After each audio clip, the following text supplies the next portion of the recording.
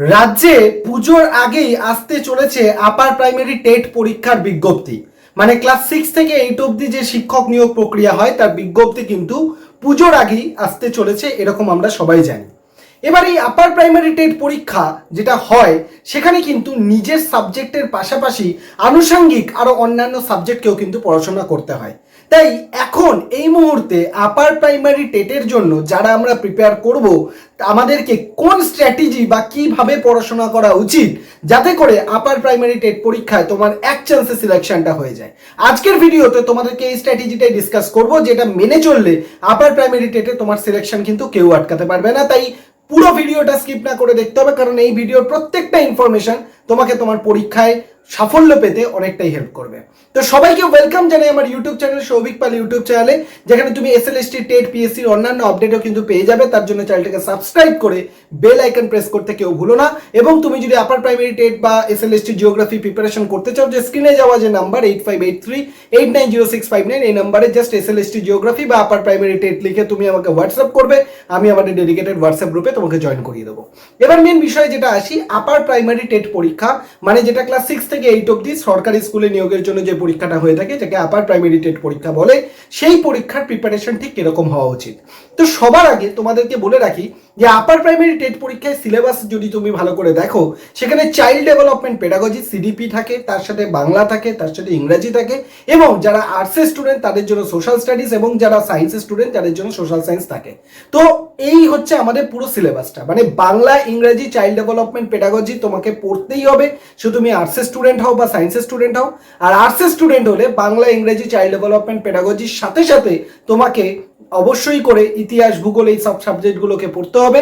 আর যদি তুমি সায়েন্সের জন্য হও তাহলে তোমাকে ম্যাথ বা সায়েন্স, এই যে টপিকগুলো রয়েছে, বিজ্ঞান, অঙ্ক, এগুলো তোমাকে পড়তে হবে। এই হচ্ছে আমাদের আপার প্রাইমারি টেটের জন্য তোমার সিলেবাস। এবার এই আপার প্রাইমারি টেট পরীক্ষায় তুমি যদি প্রিপেয়ার করতে চাও তাহলে কিভাবে তোমাকে প্রস্তুতিটা নিতে হবে। তো সবার আগে তোমাদেরকে বলি, আপার প্রাইমারি টেটের ক্ষেত্রে আমাদের যে সিলেবাস রয়েছে সেই সিলেবাসের তুমি দেখবে যে ক্লাস 6 থেকে 8 অবধি বা 5 থেকে 8 অবধি যে বইগুলো রয়েছে, মেন টেক্সট বুক যেগুলো রয়েছে, বিশেষ করে এনসিইআরটি যেগুলো রয়েছে, সেইগুলোকে তোমাকে ফলো করতে হবে, যেটা সিটেটের জন্য তোমাকে হেল্প করবে। সেন্ট্রালের যে বইগুলো রয়েছে এনসিইআরটির বই, সেই এনসিইআরটির বইগুলোকে তুমি ফলো করো প্রত্যেকটার জন্য, বাংলার জন্য, ইংরেজির জন্য, চাইল্ড ডেভেলপমেন্ট পেডাগজির জন্য, প্রত্যেকটার জন্য এনসিইআরটিকে তুমি ফলো করো এবং খুব ভালো করে থরলি পড়ো। বিশেষ করে তুমি যদি চাইল্ড ডেভেলপমেন্ট পেডাগজিকে দেখো, সিডিপি হচ্ছে এমন একটা টপিক যেটা অ্যাপ্লিকেশন বেস।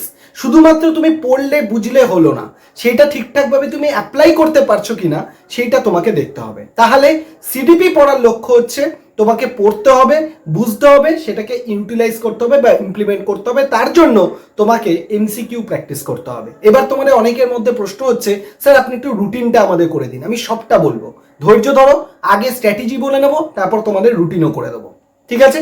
এইবার যদি তোমরা বাংলা এবং ইংরেজির জন্য প্রস্তুতি নিতে চাও, তাহলে বাংলা এবং ইংরেজিতে ব্যাকরণ কিন্তু খুবই গুরুত্বপূর্ণ। তাই ব্যাকরণটাকে বোঝা এবং প্রত্যেকটা ব্যাকরণের যে ফর্মুলা রয়েছে সেগুলোকে বুঝে বুঝে সেগুলোকে সলভ করার চেষ্টা এখন থেকে তোমাদের করতে হবে। এবং বাকি যেগুলো যাদের সোশ্যাল স্টাডিজ রয়েছে বা সোশ্যাল সায়েন্স রয়েছে, তাদের প্রত্যেকে কিন্তু এনসিইআরটি ধরে ধরে প্রত্যেকটা টপিকগুলোকে ক্লিয়ার করতে হবে। সেটা ইতিহাস বলো, ভূগোল বলো, যার যে টপিক রয়েছে সেগুলো কিন্তু বুঝে বুঝে বুঝে বুঝে তোমাদেরকে পড়তে হবে। এবং প্রতিদিন চেষ্টা করো যে অন্তত 30 মিনিটের জন্য এমসিকিউ সলভ করা, কারণ এই এমসিকিউ সলভ বাংলা, ইংরেজির ব্যাকরণ ঠিক করতে সাহায্য করবে। চাইল্ড ডেভেলপমেন্ট পেডাগজি তুমি যেটা শিখেছো সেটাকে ইমপ্লিমেন্ট করতে পারছো কিনা সেটা জানতে হেল্প করবে। এবং যারা সায়েন্সের জন্য রয়েছে তাদের ম্যাথস বা অন্যান্যগুলো প্র্যাকটিস করতে কিন্তু তোমাদের অনেকটা হেল্প করবে। তাই প্রতিদিনের রুটিন তোমার কি হওয়া উচিত? প্রতিদিনের রুটিন হওয়া উচিত অন্তত 4-5 ঘন্টা পড়াশোনা করা, এবং তার সাথে সাথে প্রতিদিন 30 মিনিট করে যতটা সারাদিনে যতটা যা পড়াশোনা করলে তার উপর ভিত্তি করে লাস্টে গিয়ে মক টেস্ট দেওয়া বা এমসিকিউ সলভ করা। বোঝা গেল? এবার তোমাদের অনেকে প্রশ্ন হবে, স্যার আমি কিভাবে পড়বো? প্রথম তুমি একটা কাজ করতে পারো, তুমি পেয়ার বানিয়ে নাও। যদি চাইল্ড ডেভেলপমেন্ট পেডাগজি বাংলা একদিনে পড়তে পারো, আরেকদিনে ইংরেজি পড়ো, আর তার সাথে চাইল্ড ডেভেলপমেন্ট পেডাগজি পড়ো। এবার একদিন তুমি সোশ্যাল স্টাডিজ করো। মানে আমার বক্তব্য হচ্ছে সোম, মঙ্গল, বুধ তুমি একটা রুটিন করো, এবং বৃহস্পতি, শুক্র, শনি সেই রুটিনটাকে আবার রিপিট করো, তাহলে কি হলো, একটা সপ্তাহে সোম মঙ্গল বুধ পড়া হলো, বৃহস্পতি শুক্র শনি সেটা রিপিট হলো, এবং রবিবার পুরো সপ্তাহে যা যা পড়েছো সেই সপ্তাহ পড়ার উপর ভিত্তি করে তুমি একটা এক্সাম দাও। এটা হচ্ছে তোমার জন্য বেস্ট রুটিন। আবারও বলছি, সোম মঙ্গল বুধ তুমি পড়ো, বৃহস্পতি শুক্র শনি সেই পড়াটাকে রিভিশন করো, এবং রবিবার দিন যা সপ্তাহে পড়লে পুরো সপ্তাহ পড়াটাকে তুমি পরীক্ষা দাও বা এমসিকিউর মাধ্যমে প্র্যাকটিস করো।